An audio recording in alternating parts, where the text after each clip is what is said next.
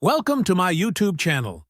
Please don't forget to subscribe, like, and share. So welcome back to our Ale Review Series Practice Quiz, and this is now part 4 of our History and Theory of Architecture quiz. So instructions before proceeding with the quiz, it is best to get a piece of paper muna, cut lengthwise, and then write down numbers 1 to 30 so that when you are ready, you can now start with the quiz, and for every question, write down the corresponding letter of your best choice or answer from the multiple choice. And you will be given 10 seconds to finalize your answer. At the end of the quiz, count the total number of your correct answers and check your score rating. So if you are now ready, good luck.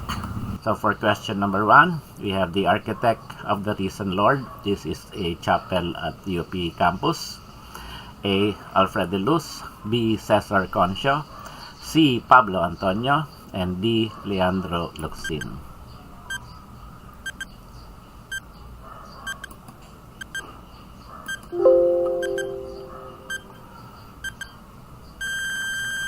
And our correct answer is letter B, Cesar Concio. So the Church of the Risen Lord was designed by Cesar Concio. The building is located nearby another landmark chapel in the UP campus, and that is the Parish of the Holy Sacrifice, designed by Leandro Luxin. So the structure, this Church of the Risen Lord, was proclaimed in the 1950s as an engineering masterpiece with its double parabola. Number 2, less is more. A. Kenzo Tange, B. Mies van der Rohe, C. Louis Sullivan, and D. Le Corbusier.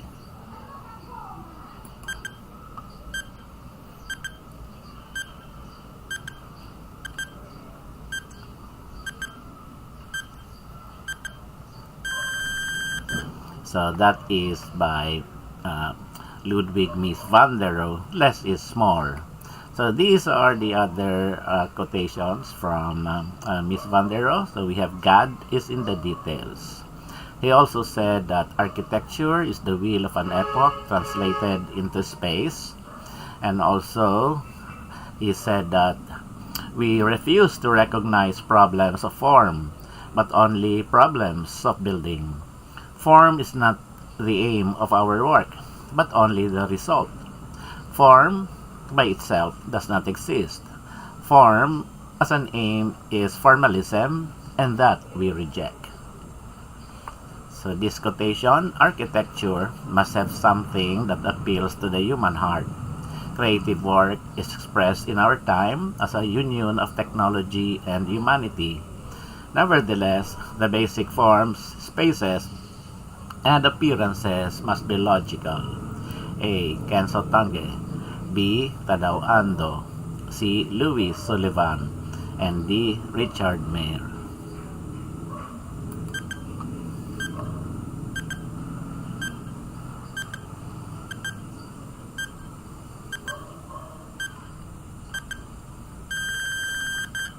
And our correct answer is letter A, Kenzo Tange. So these are the other quotations attributed to him. So actually, parang dalawang quotations to separate, no? Na sinabi niya, the other one is yung nevertheless, no? The basic forms and spaces must be logical. These are the other quotations. Tradition can, to be sure, participate in a creation, but it can no longer be creative itself. So he also said that in architecture, the demand was no longer for box-like forms, but for buildings that have something to say to the human emotions. This quotation, form follows function. A. Michael Graves, B. Louis Kahn, C. Louis Sullivan, and D. Richard Menhir.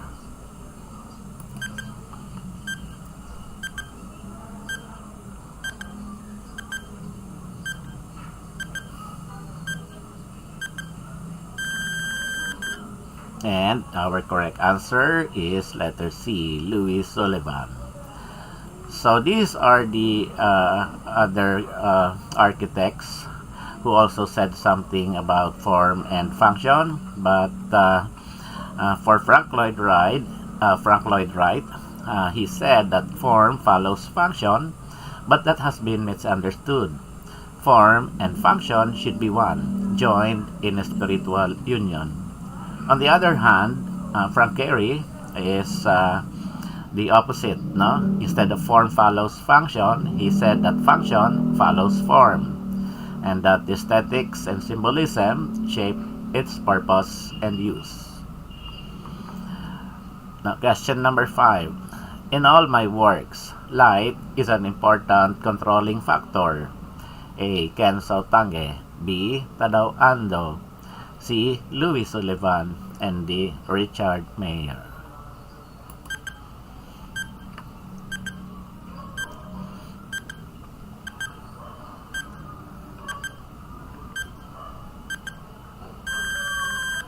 So that is by Tadao Ando. So these are the other quotations attributed to Tadao Ando. He said that my hand is the extension of the thinking process, the creative process. And he also said, without this spirit, modernist architecture cannot fully exist, since there is often a mismatch between the logic and the spirit of modernism. I use architecture to reconcile the two. Number 6, the responsibility of an architect is to create a sense of order, a sense of place, and a sense of relationship. A. Michael Graves, B. Louis Kahn, and C. Louis Sullivan, and D. Richard Mayer.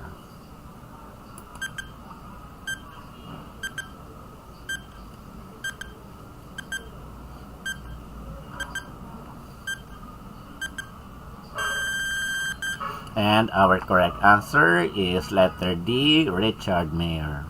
So these are the other quotations attributed to him. He said that, I think white is the most wonderful color of all, because within it one can find every color of the rainbow. He also said, when I am asked what I believe in, I say that I believe in architecture. Architecture is the mother of the arts.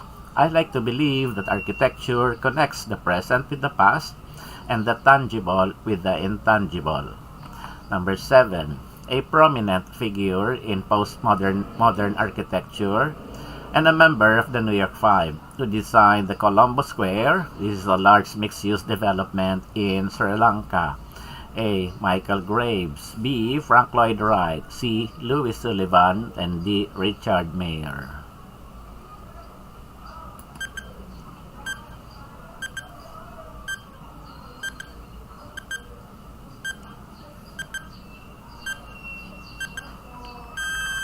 And our correct answer is letter A, Michael Graves. So he's known for designing iconic buildings like the Portland Building and the Humana Building, which are textbook examples of postmodern architecture. One recent work is the Colombo Square, a large mixed-use sustainable development in Colombo, Sri Lanka.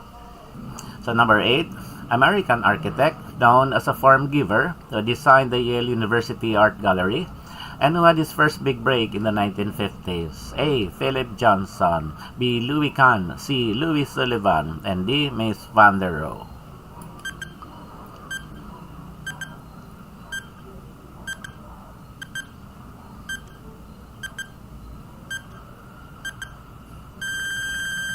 So our correct answer is letter B, Louis Kahn. So he designed the renowned modernist building that is adjacent to the two neo-Gothic structures. The Yale University Art Gallery and the Design Center was Kahn's first significant commission and is widely considered his first masterpiece. Number 9. A Gothic church famous for its importance in the development of bar tracery and the coronation church of French kings. A. Amiens Cathedral, B. Berks Cathedral, C. Chartres Cathedral, and D. Reims Cathedral.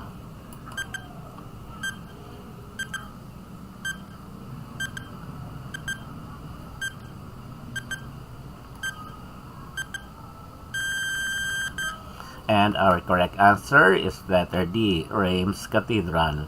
So it's recognized as one of the greatest examples of Gothic architecture in France. both for its architecture and for its statuary, which includes no fewer than 2,303 statues. Number 10. Cathedral, which has the highest Gothic choir in the world. A. Amiens Cathedral. B. Bauhaus Cathedral. C. Chartres Cathedral. And D. Reims Cathedral.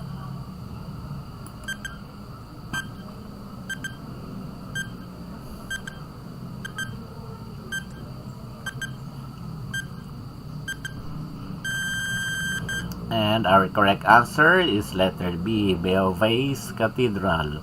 So it is significant for its daring cathedral ambition in the high Gothic style, particularly the square vaulting, which was the highest ever constructed. The cathedral square, completed in the 13th century, stands at 48 meters or 157 feet under vault, making it the highest in Gothic architecture. Number 11. A Gothic church which has 3 portals, showcasing exquisite sculpture and stained glass, which offers a visual narrative of biblical stories and theological ideas. A. Laon Cathedral. B. Bourges Cathedral. C. Chartres Cathedral. D. Reims Cathedral.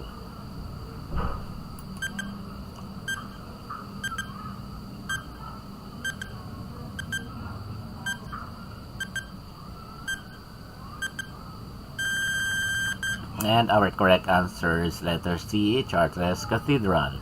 So it is celebrated for its pioneering use of flying buttresses, which allowed for larger windows and taller structures.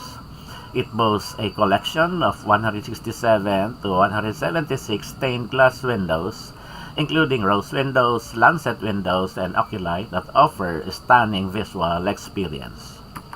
Number 12, the largest cathedral in France, featuring a 3-tier interior elevation and sculpted decoration. A. Amiens Cathedral. B. Laon Cathedral. C. Strasbourg Cathedral. And D. Rouen Cathedral.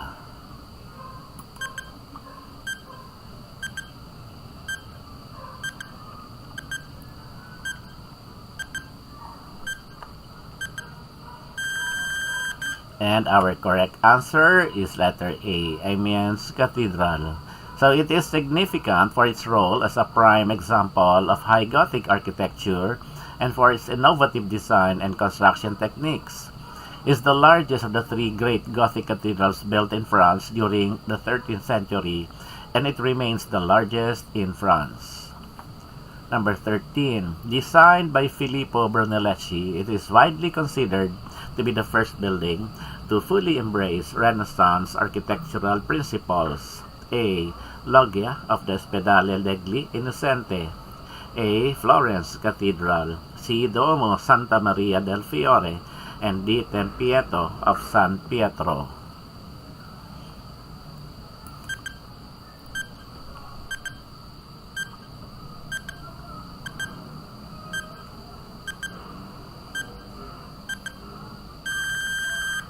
And our correct answer is letter A, Loggia of the Ospedale degli Innocenti.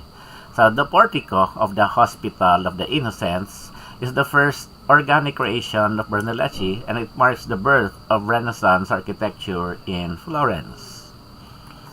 Number 14. Richard Neutra, an influential architect, developed this concept as a philosophy for architecture, emphasizing the inherent and inseparable relationships between humans and nature. A. Biorealism. B. Tropical Modernism. C. Biophilic. And D. Vernacular architecture.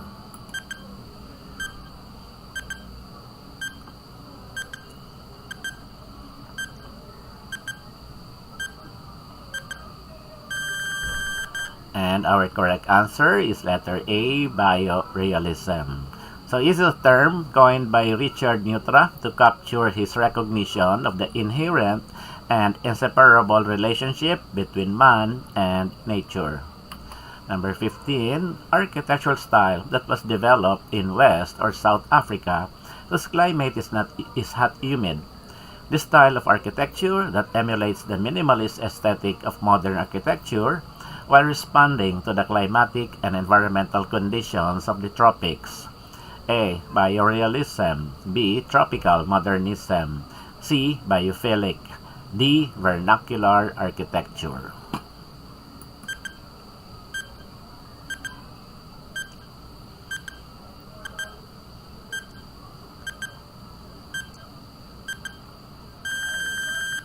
And our correct answer is letter B, Tropical Modernism.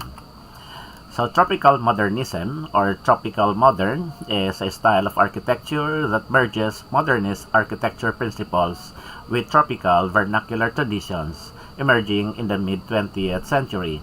This movement responded to the unique climatic and cultural conditions of tropical regions, including primarily in Asia, Africa, Latin America, and the Pacific Islands. Pioneering architects like Geoffrey Bawa in Sri Lanka and Charles Correa in India balanced modern architectural techniques with traditional building practices of their respective regions. Number 16. A prominent example of tropical modernism designed by George Bawa, significant for its unique blend of modernist principles with Sri Lankan vernacular elements. A. Sri Lankan Parliament. B. Colombo Municipal Hall. C. Star Fort. And D. Colonial Post Office.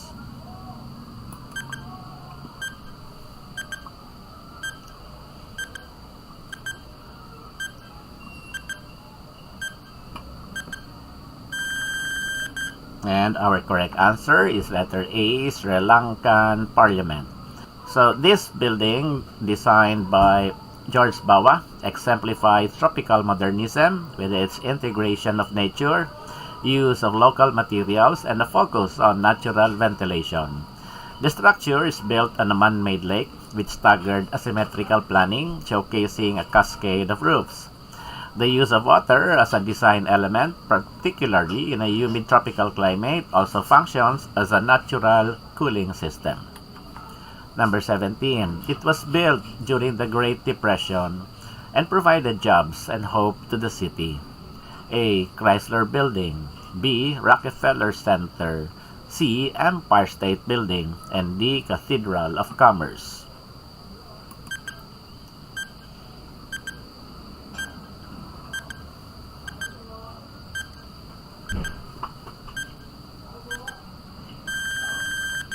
So actually, it is letter C, Empire State Building. So the construction began in 1930 during the early stages of the Great Depression and completed in 1931. The project provided jobs for thousands and symbolized hope during a time of economic hardship. Chrysler and Rockefeller Center was also constructed during that era. The Rockefeller Center was financed by John D. Rockefeller Jr., and construction of that complex was done during the 1930s, providing the jobs and contributing to the economic recovery of New York City. The complex was a symbol of corporate optimism during the difficult times. So 18. Architect who also designed furniture, textiles, and glassware. A. Charles Eames. B. Le Corbusier. C. Marcel Breuer. And D. Alvar Aalto.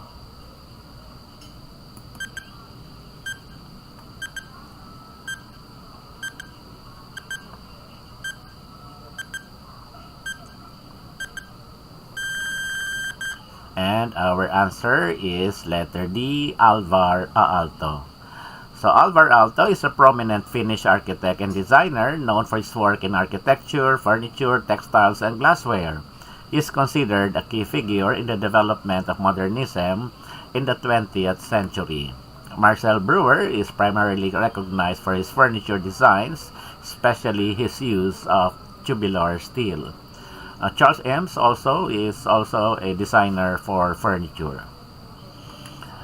19. Which is not in the Giza complex? A. Temple of Mentuhotep.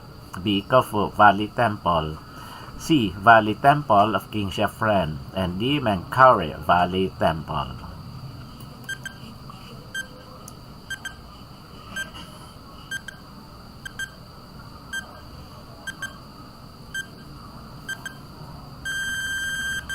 And our correct answer is letter A, Temple of Mentuhotep.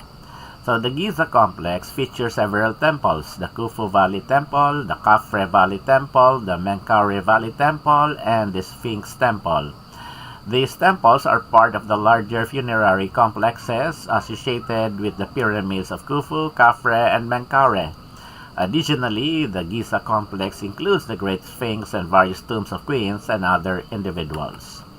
The temple of King Montuhotep II is located in the valley of Deir el-Bahari on the west bank of the River Nile, opposite the modern-day city of Luxor. 20. What is a cult temple? A. Luxor Temple. B. Amon Karnak. C. Valley Temple of Hatshepsut. B. D. Temple of Ramesses II at Abu Simbel.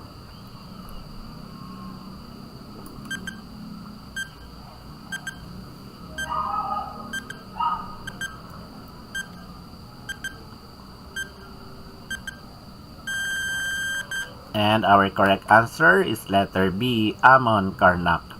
So the Karnak temple complex, particularly the temple of Amun-Re, was a cult temple. It was dedicated to the Theban triad of Amun or Amun-Ra, Mut, and Khonsu, with the main temple being the focal point for worship and ritual practices of this triad. 21. Most iconic building of Louis Sullivan. A. The Stock Exchange in Chicago. B. Wainwright Building. C. Auditorium Building in Chicago. And D. Johnson Wax Building.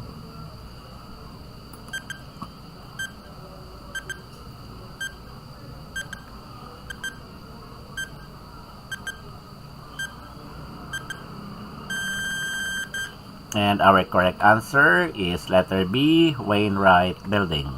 So it is often considered the most iconic due to its pioneering status in steel frame construction and its lasting impact on the architecture of tall buildings. It is a prime example of Sullivan's steel frame construction, and his form follows function philosophy. 22. Most iconic building of Frank Lloyd Wright. A. Johnson Wax Building. B. The Guggenheim Museum. C. Unity Temple. And D. Price Tower.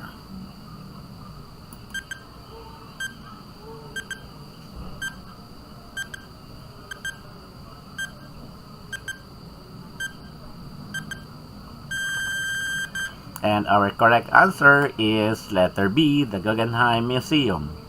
So this museum in New York City, designed by Frank Lloyd Wright, is widely considered an iconic architectural masterpiece and a landmark cultural institution. 23. An American architect, system theorist, writer, designer, inventor, philosopher, and futurist. He pioneered the geodesic dome. A. Walter Bauersfeld. B. J.W. Swedler. C. Richard Buckminster Fuller. And D. Jeffrey Lindsay.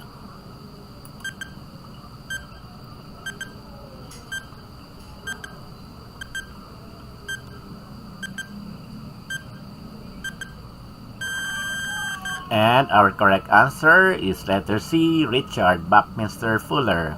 So he was an American engineer, architect, and futurist who developed the geodesic dome, the only large dome that can be set directly on the ground as a complete structure, and the only practical kind of building that has no limiting dimension, that is beyond which the structural strength must be insufficient. Number 24. Architect who pioneered morphosis. A. James Stirling. B. Thom Mayne. C. Robert Venturi. And D. Aldo Rossi.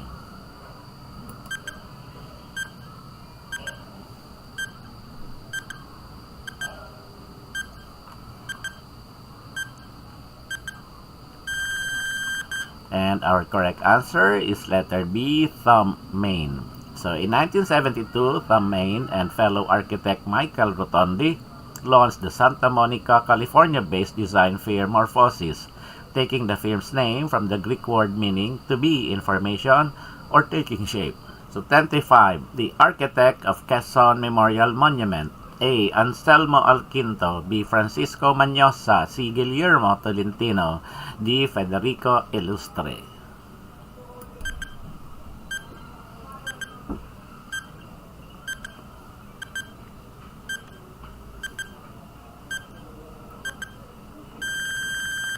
And our correct answer is letter D, Federico Illustre.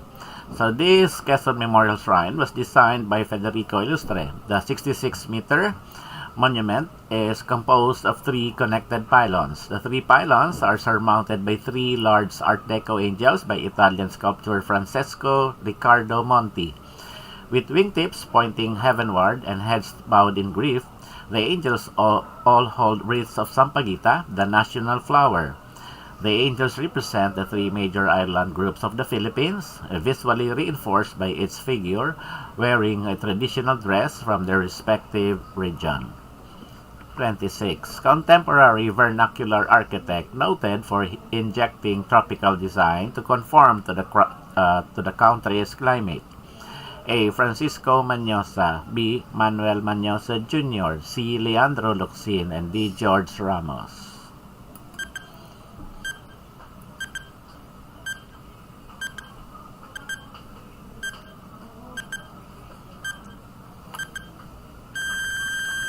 And our correct answer is letter A, Francisco Manyosa. So he was a Filipino architect known for pioneering Philippine neo-vernacular architecture.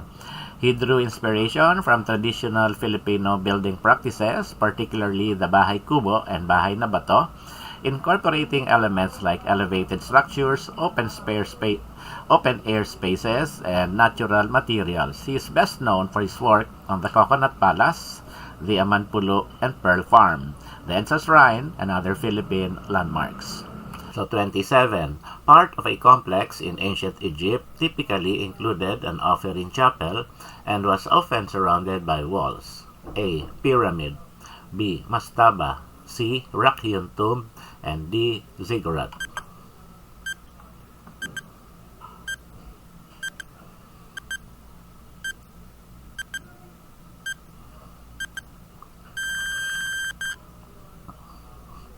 And our correct answer is letter B, mastaba.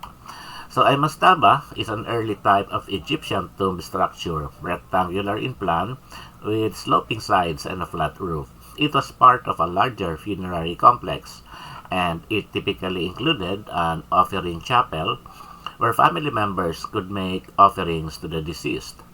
Here, the mastaba was often enclosed by walls, forming a defined sacred area. By contrast, the pyramid evolved later from the mastaba.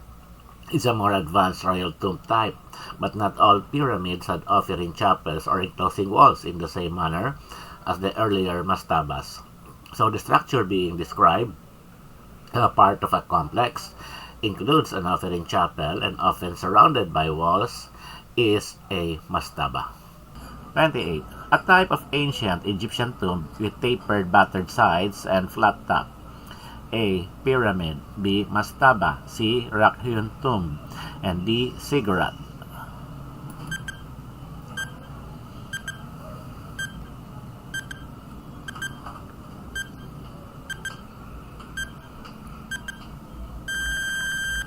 And our correct answer is letter B, mastaba. So a mastaba is a type of ancient Egyptian tomb. It is rectangular, flat roof structure with sloping walls, battered walls, and a flat roof. These tombs were made of mud brick or stone. Mastabas were used for burying royalty and high-ranking officials, and they were precursors to the pyramids. So an example is the Step Pyramid of Djoser in Saqqara, Egypt. 29 is the tomb with porticoed facade. A. Pyramid, B. Mastaba, C. Rock-hewn tomb, D. ziggurat.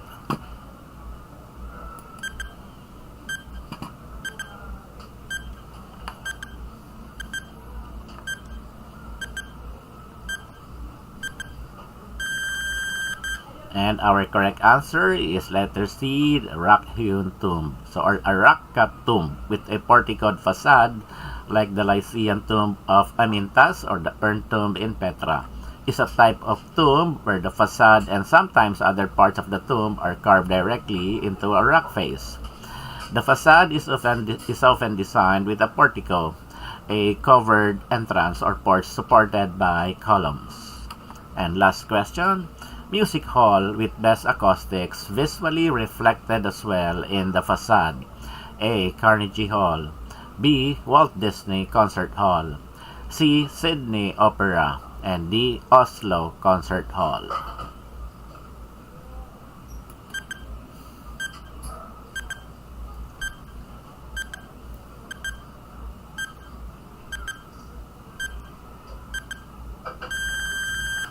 And our correct answer is letter B, Walt Disney Concert Hall.